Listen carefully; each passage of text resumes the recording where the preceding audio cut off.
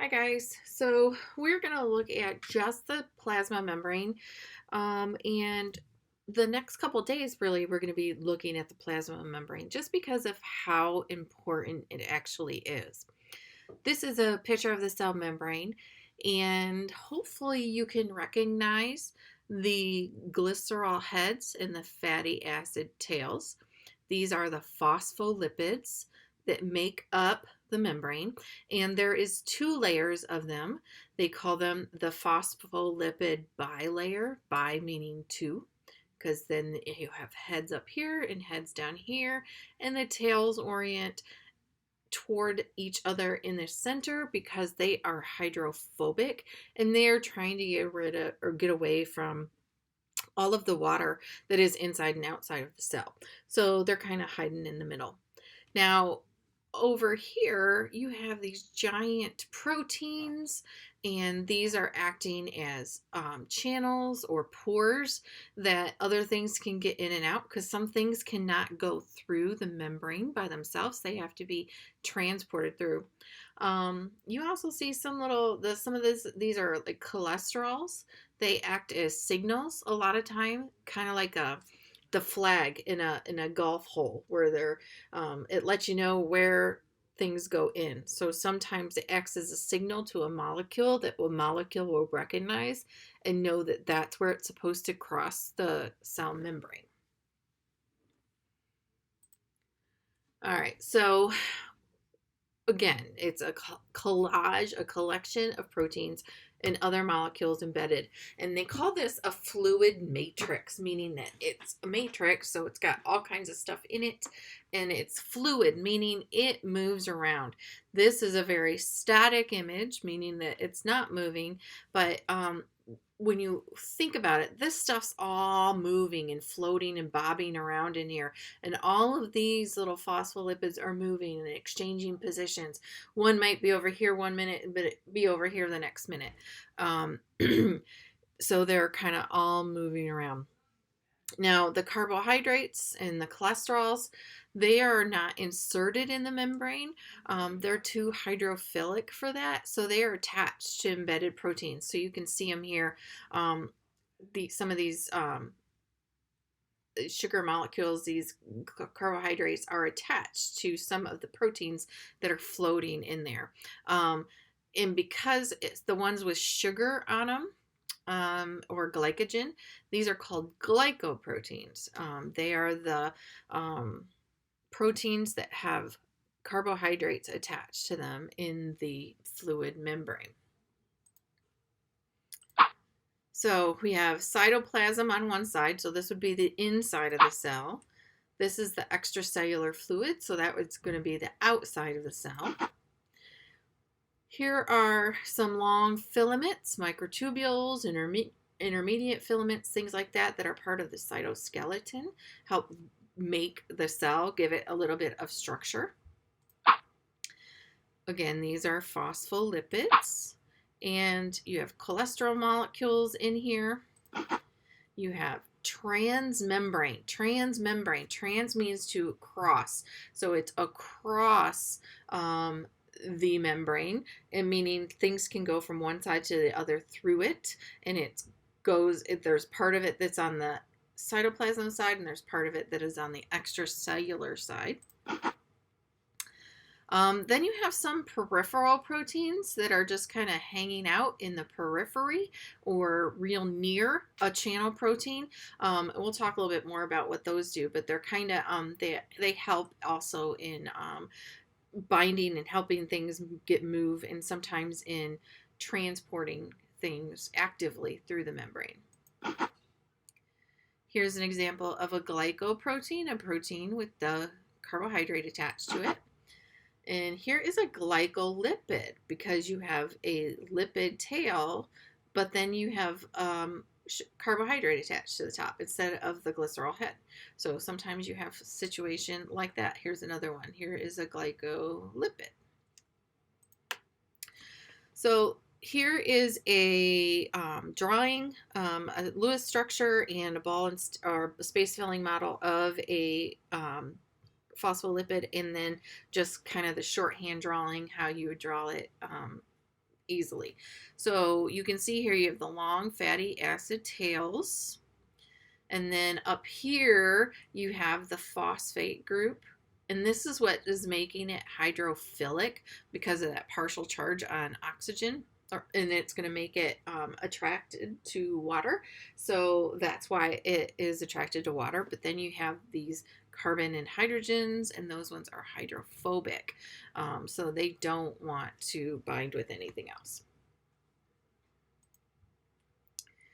So again, you're going to hear me say this a lot, but you have the phosphate head. So you have the phosphate there in the head, which is hydrophilic. Then you have the fatty acid tails, which is like any of the other lipids that we looked at, which are hydrophobic. And then it's arranged in a bilayer. So we have the phospholipid bilayer with the heads all arranged on the top, and the heads are arranged on the bottom, and the tails are all in the center, trying to get away from the water that is on both inside and outside of the cell. Now, like I said before, that this is a very fluid plasma membrane. It doesn't just stay exactly as it is. These things move all the time. So phospholipids can move side by side. So like this one can move all the way over here. They can also flip. So like the one at the bottom can flip and be the one at the top. So that happens a lot. You also have differences depending on what kind of cell you're looking at or organelle. Because remember, all of the organelles are also wrapped in a membrane when you're talking about a eukaryotic cell. So some membranes are more fluid than others. So if you have some kinky tails in the fatty acid tails, then again, remember when we were talking about saturated versus unsaturated, this would make them unsaturated lipids, and that means that there is a bend in the tail, which means they can't get packed together very closely. So it tends to be a more fluid membrane. And then the ones with all saturated hydrocarbon tails, they can get packed together really closely, and they're less fluid. Okay. Another thing that happens too to introduce fluidity is that they will introduce cholesterol into the cell membranes, and cholesterol helps with fluidity and helps it be more fluid for that membrane. Fluid, viscous. Viscous means viscous. When you talk about viscosity, you're really talking about how thick a solution is. So you would say honey is very viscous, where water is very fluid. Maple syrup is viscous, where soda is fluid. And again, that is a picture of cholesterol. Okay, so the cell membrane is basically a barrier, and it is a barrier that separates the cell from its aqueous environment. So it makes a compartment, right? What's inside and outside of the cell is different, slightly. And what goes on inside the cell is different than what goes on outside of the cell. The membrane itself is relatively thin. It's about 8 nanometers thick. Okay, so that's really, really, really thin. It controls the traffic in and out of the cell. That's one of its major jobs, is to make sure what's going in and out of the cell is controlled and is efficient. It allows some substances to cross more easily than others. Again, we're talking about the polarity, because if it's hydrophobic, it's nonpolar, or if it's hydrophilic, it's polar. And these things kind of can cross the membrane with different levels of ease, and we'll talk about that a little bit more. All right, so polar molecules. Here we have a just a model of the cell, and then these guys would be proteins. Okay, it becomes selectively permeable via protein channels. So we call these a channel because things can go through them. And we say it's selectively permeable because that selective permeability means it allows some things through and not others. It is selective. Permeable means it can go through.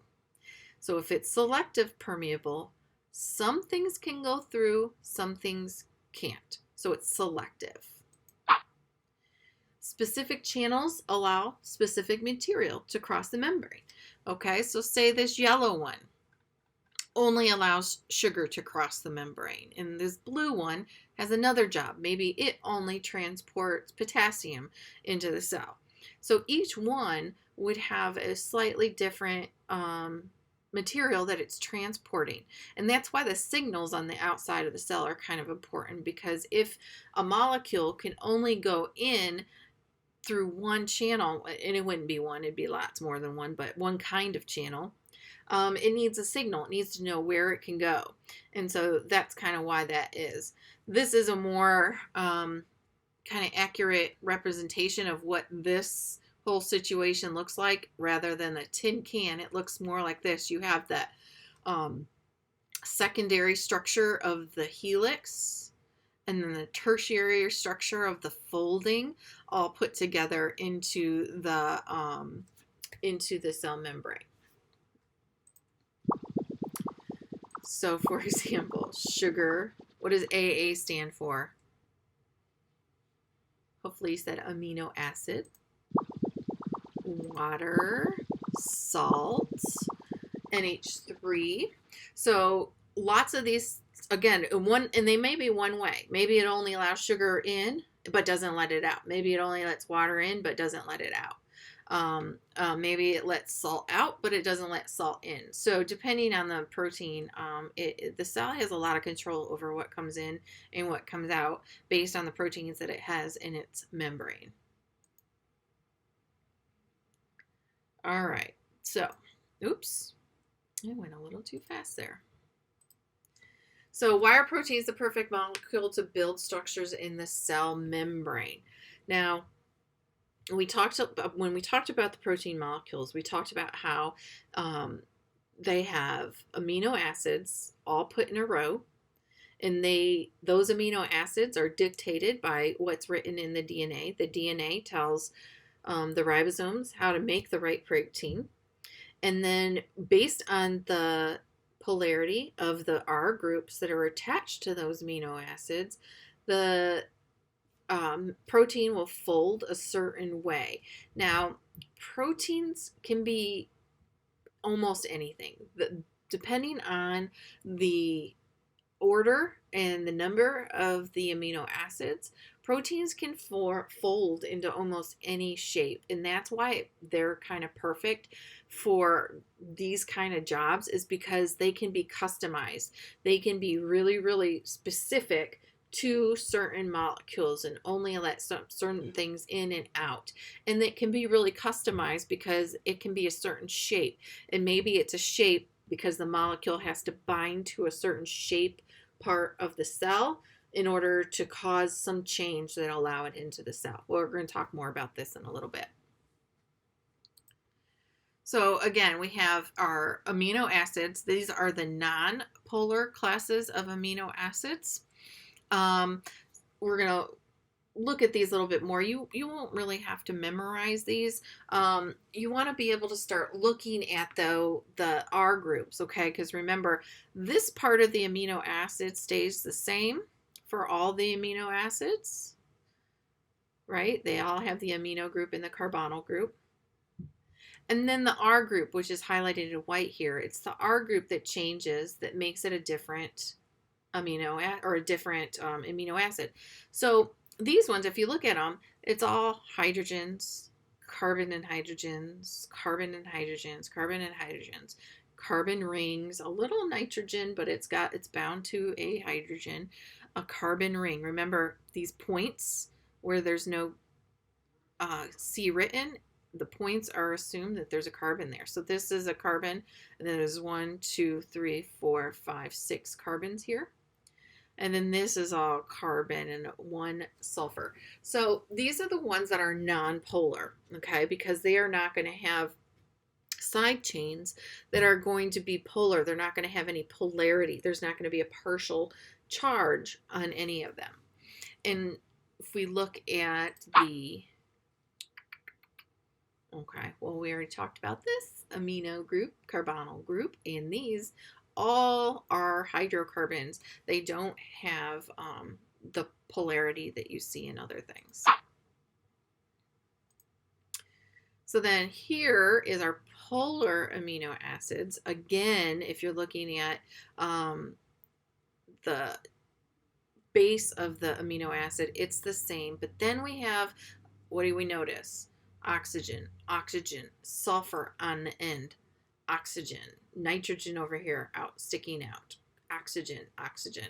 So you have things that tend to be polar, things that tend to want to be negative. That's what makes them polar. So these are the 6 that tend to be polar. And then you have some electrically charged ones that are acidic and 3 that are basic. So lysine, arginine, and histidine is are basic ones, and you can tell with the plus signs. And the acidic ones are the negatives.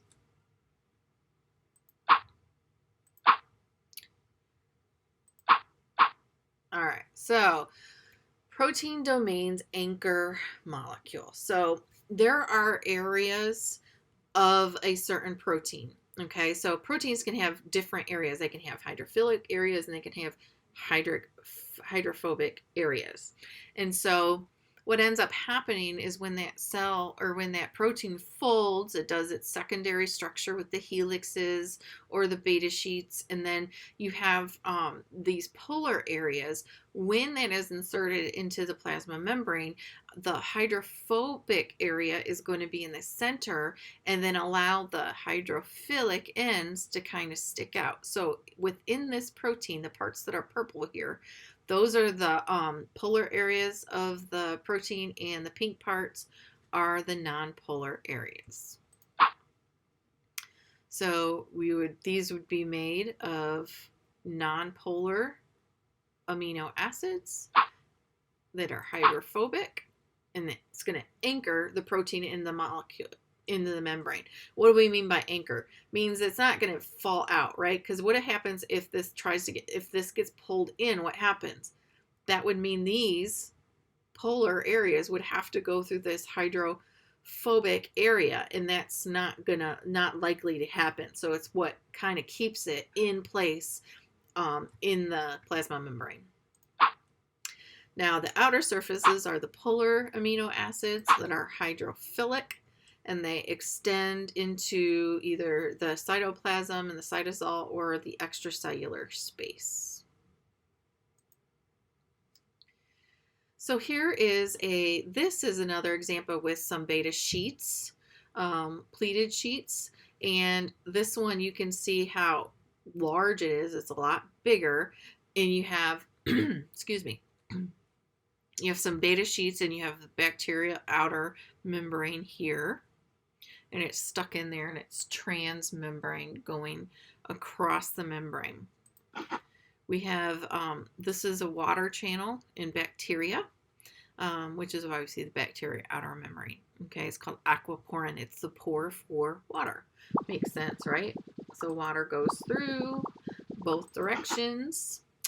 This one over here is proton pump channel in photosynthetic bacteria. So this is called the retinal chromophore. This is some nitrogen and a carbonyl group. The area in the middle is the nonpolar area with alpha helixes. And then you have the polar area sticking out into this cell and into the extracellular space.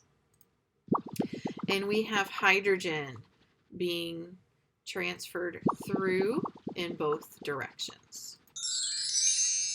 Now, what happens, and what you can't see in these static pictures, is that what ends up happening is a change. And the change is the change in shape. Remember what we say. I'm going to say this over and over again. Form and function go hand in hand. So what happens is something will bind to the protein, which causes a change. It'll cause it to change shape. and allow the molecule to be released on the inside or the outside, depending on the way it's going. We have another couple examples coming up that'll show this a little bit clearer, but it's the whole idea of this works because it changes. It's called a conformational change, meaning the form is changing in order to allow this to happen. Then we also have what's called gated channels, which is exactly what it sounds like. It is a channel with a gate in it. Some channel proteins open only in presence of a stimulus or a signal. The stimulus is usually different from transported molecules. So, for example, you have ion-gated channels, and neurotransmitters bind to specific gated channel on a neuron. And the different stimulus is going to be different for each of the molecules. It'll bind, the channel opens, it allows sodium ions to enter the nerve cell. You also have voltage gated channels. So this will change an electric charge across the nerve cell membrane to open sodium and potassium pumps or channels. Oops. All right, so we have, again, a couple of different pictures here to look at. Up here in this corner, we have just a very simple pore, and you see the pore, you see a molecule going right through. You also have what looks like a shape here, and obviously if we're talking about these two shapes, we're talking about this one binding in here because it fits.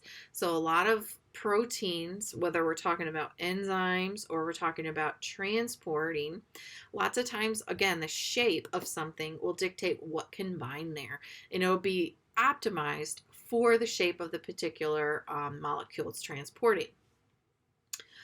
This is another example. Here you have a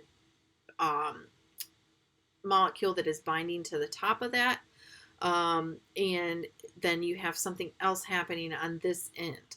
Okay, lots of times this is called signal transduction.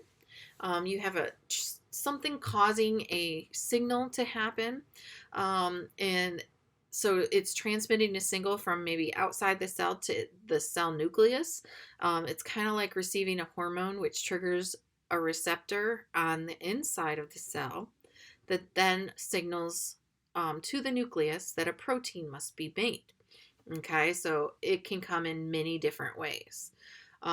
You see down here, you have a peripheral protein with this protein kind of anchored into the membrane, and you have a peripheral protein, and its job really is just to kind of help hold on to the cytoskeleton to give the cell more structure.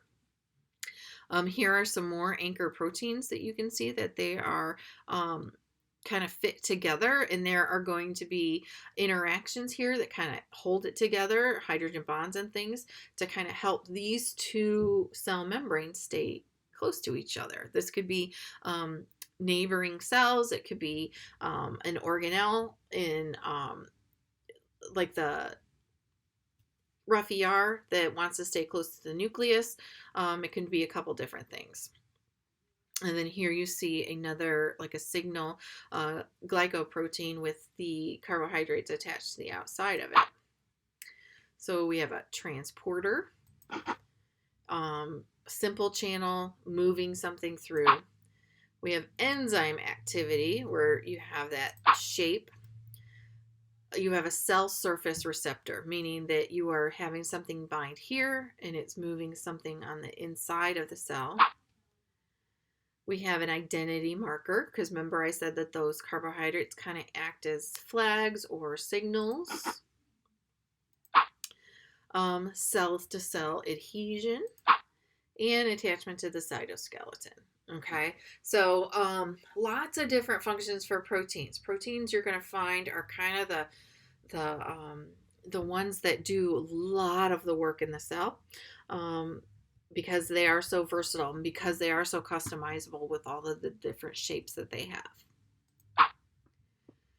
All right, so membrane carbohydrates, these flags, okay, they play a key role in cell-to-cell recognition. And that means it's talking about the ability of a cell to distinguish one cell from another. Believe it or not, cells kind of recognize each other, and this is how that they do it. Because you got to think about it. If you have an invading cell, you have a sick cell inside your body. How does your body know to attack that and to get rid of it? Well, it's because of the signals and the flags that it has on the outside of it. If the invading cell doesn't have the correct carbohydrates, their body won't recognize it, and it'll trigger it for lysis, which is another word for killing it. So these are called antigens, and they're important in organ and tissue development. That's another role that the carbohydrates play. And it also works as the basis for rejection of foreign cells by the immune system. So that's kind of what I was just talking about there, where the immune system knows to target something for destruction based on the fact that it doesn't have the right carbohydrates in its membrane. So this is an up close and personal view of the rough ER and the smooth ER. So basically what we have going on here was we have the ER making stuff, right?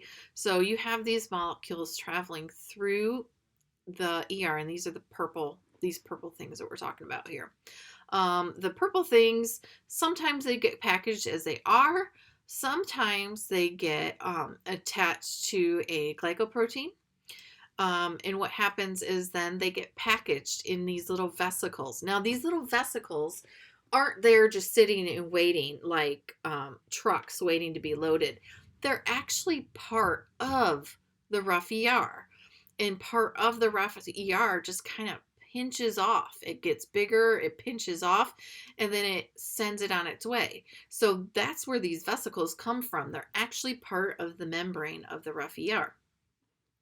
And so it sends it to the Golgi apparatus, and the Golgi apparatus modifies proteins. Okay, so we have this modifying with adding glycolipids. They might be adding glycoproteins, but you can see once it gets to the Golgi, this vesicle is gonna bind to the membrane here, and it's gonna kind of just suck it in. And that the phospholipids that are around this vesicle are just going to become part of the vesicle of the Golgi body. So as it travels through here, these molecules that are being modified are going to get secreted. And by that we mean, again, it's going to be a vesicle is going to form and pinch off from the side of the Golgi apparatus, and that's going to be sent. And if it's going to be sent to the membrane to be released, that's kind of what happens. The vesicle comes, and you can see how it gets real close. It attaches itself to the side of the cell membrane, and then now these phospholipids that were part of the Golgi apparatus are now part of the plasma membrane. They're interchangeable, okay, and it can either release cells to the out, or release proteins to the outside of the cell, and the packaged up glycolipids that were in the vesicles end up staying with the plasma membranes, with the lipids that they were attached to. Okay, so remember those glycolipids are just a little bit of a carbohydrate attached to the lipid tails, and so since they're already incorporated into the membrane here, they stay when the membrane fuses with the plasma membrane.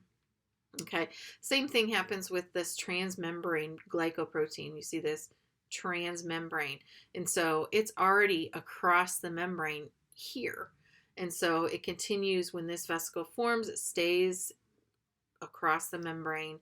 It forms into a vesicle, and it's still across the membrane, and then it fuses here with the outside membrane, and it stays. And so now you have new transmembrane glycoproteins in the plasma membrane.